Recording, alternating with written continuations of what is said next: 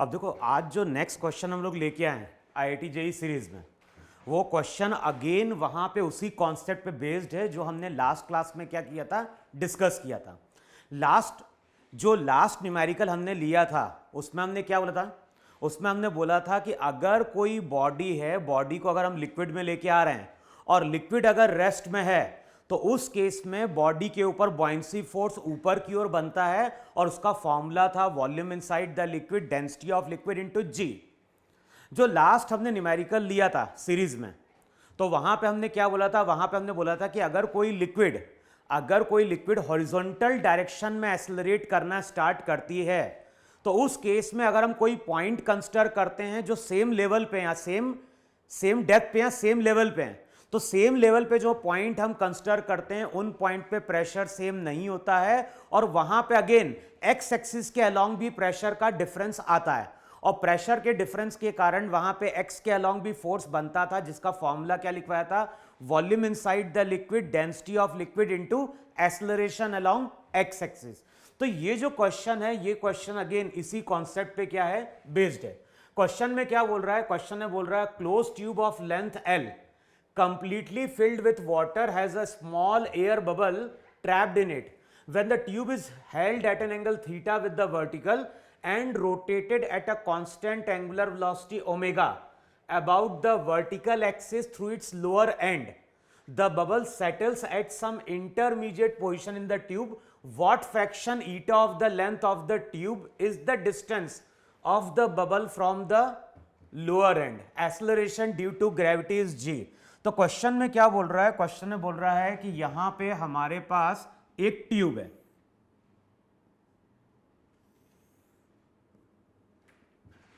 और जो भी ट्यूब है, ट्यूब के अंदर वहां पे क्या है, लिक्विड फिल्ड है।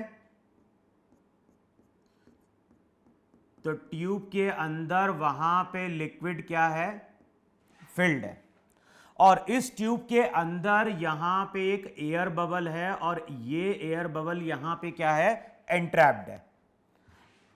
इसके ऊपर भी वहां पे क्या है, लिक्विड है। और क्वेश्चन में देखोगे जो भी एयर बबल है वो एयर बबल हमारा स्मॉल है। अगर एयर बबल स्मॉल है इसका मतलब है उसके मास या वेट को हम वहां पे क्या करेंगे, नेग्लेक्ट करेंगे। अब जो भी ट्यूब है, ट्यूब को हम वर्टिकल एक्सिस के अबाउट क्या कर रहे हैं, रोटेट करा रहे हैं। तो जो भी ट्यूब है, ट्यूब को हम रोटेट करा रहे हैं इस वर्टिकल एक्सिस के अबाउट, कितने एंगल पे, एट एन एंगल थीटा पे, और एक्सिस के अबाउट एंगुलर वेलोसिटी कितनी है, ओमेगा। तो जो भी ट्यूब है, ट्यूब में लिक्विड फिल्ड है, इसमें एक एयर बबल है और जब इस ट्यूब को हम ओमेगा एंगुलर वेलोसिटी से रोटेट कराते हैं एट एन एंगल थीटा, तो किसी पोजीशन पे जाके ये एयर बबल क्या होता है, रुक जाता है। तो ये जो पोर्शन है, इस पोर्शन को अगर मैंने y बोला है तो वहां पे y की वैल्यू क्या है, y की वैल्यू ईटा टाइम्स l है। तो क्वेश्चन में हमें बताना है कि जो भी फ्रैक्शन है या जो भी ट्यूब की लेंथ है, ट्यूब की लेंथ का कितना फ्रैक्शन जो रहेगा जहां पे जाके ये एयर बबल कैसा रहेगा, रेस्ट में रहेगा विथ रेस्पेक्ट टू ट्यूब।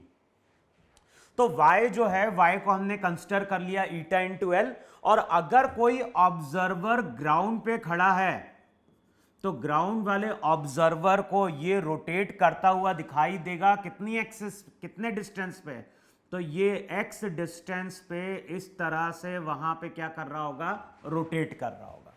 और अगर ये x डिस्टेंस पे रोटेट कर रहा है तो बताओ इसको इस डायरेक्शन में एक्सेलरेशन दिखाई देगा कि नहीं दिखाई देगा।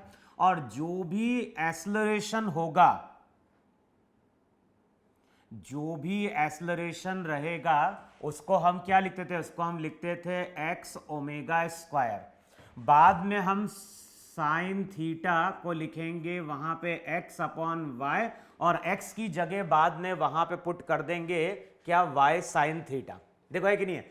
तो यहां पे जो भी एक्सेलरेशन है वो हॉरिजॉन्टल डायरेक्शन में और वो है यहां पे x ओमेगा स्क्वायर।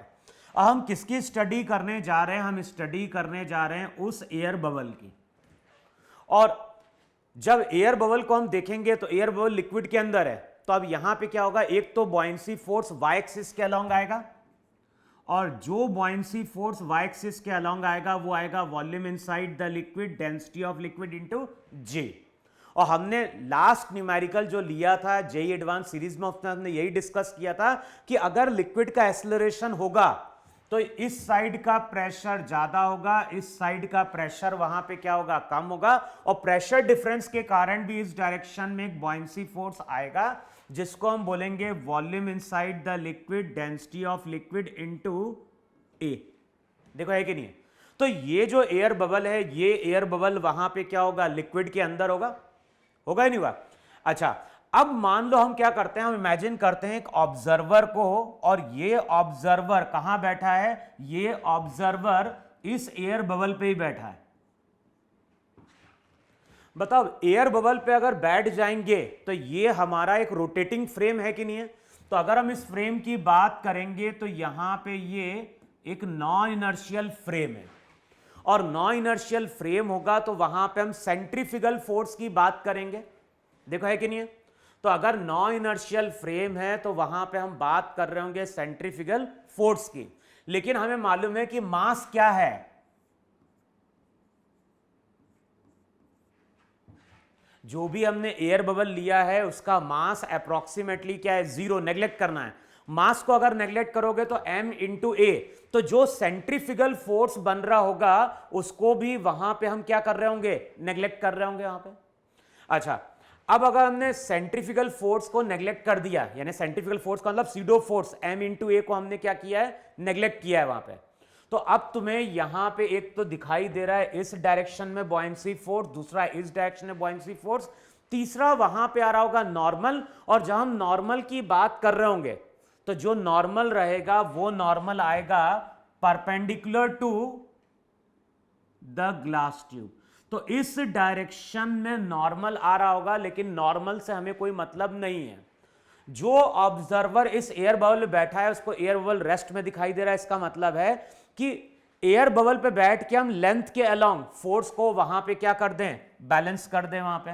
तो चेक करो ये एंगल कितना था वहां पे, ये एंगल वहां पे 90 माइनस थीटा था, और ये जो एंगल रहेगा वो क्या होगा, थीटा हो जाएगा वहां पे। अब बताओ इस डायरेक्शन में जो कंपोनेंट आएगा वो आएगा v into rho l into a sine theta, और इस डायरेक्शन में जो आएगा वो आएगा v into rho l into g cos theta.